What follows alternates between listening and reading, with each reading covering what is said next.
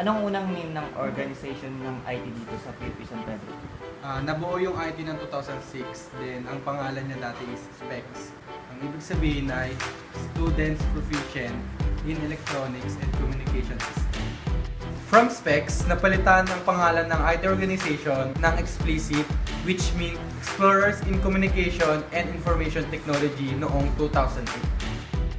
Lab 2 and Lab 1 is tambakan dati. Tapos nung pumasok yung IT, nagkaroon ng standard na computer na 7, tapos ang gumagana doon 4 lang. Tapos yun, habang pinapasa yung bawat org, inaasikaso naman ng bawat president na maparami yung mga computers.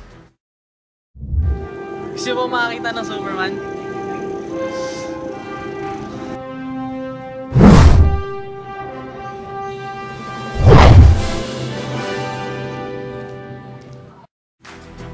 Bale, ang makakilala ko lang ng presidente is batch ni Sir Jeffrey Saligumba, tapos si Sir Dave Maribel. Next, yung pumasok na ako dito sa PUP, which is 2011, na si Yasmin Reliana. Then, next nun, dahil nga 2012 na yun, si Paul Sarsha. Next nun, si Kuya Crisanto Gilgen. Then, pumasok si Russell Lobrio. Next nun, si Seguchet Regina. Then yun.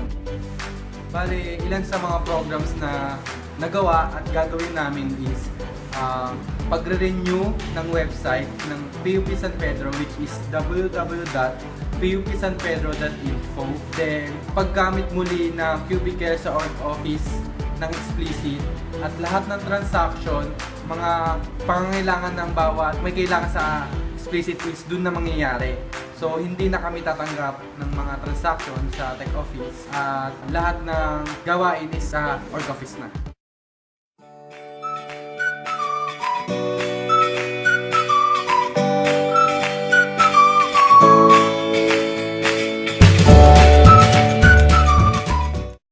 Sa mga events na nagawa na namin, which is yung GA namin, yung General Assembly ng organization ng Explicit, which is naganap noong July 5, Tuesday. Then, next noon, yung IT seminar na nagkaroon kami ng team na Continue the Legacy, One Team, One Goal, One Cup, which is naimbitahan namin ang lahat ng presidente ng year na 2008, 2011, 2012, 2013, 2014 hanggang 2015. Nagkaroon kami ng seminar with them para mabigyan ng motivation ang buong Explicit members sa gaganapin na Q3. This coming second sem, ang mga planned events namin are LTS, Tech Fest, and Christmas Party para sa members ng organization ng Explicit.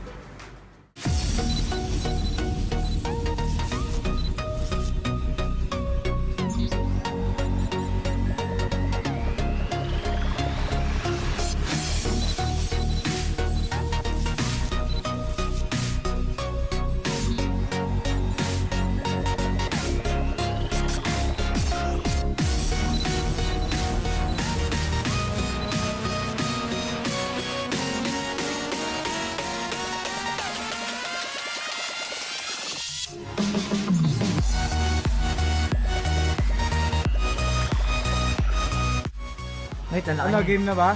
Sige. Game na yan ha. Why IT? Bakit IT? Hindi ko din talaga alam kung bakit IT yung pinili. Kasi gusto ng tatay ko. Hindi ko alam, parang napagtripan ko lang eh. Dapat mag-umas talaga ako and then pagka-pila ko doon, wala namang pila. So pagka-interview, okay na. Saan ka mas nahihirapan? Subject o prof? Professor. Para sa akin, professor.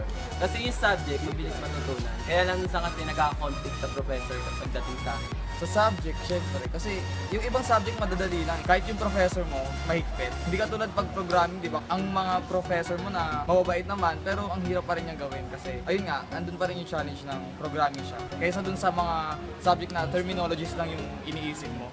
Hindi ka nag-iisip ng masyadong logic. Ganun. Salamat! Nagdidim ah. Hindi sa'yo pag-PayPal yung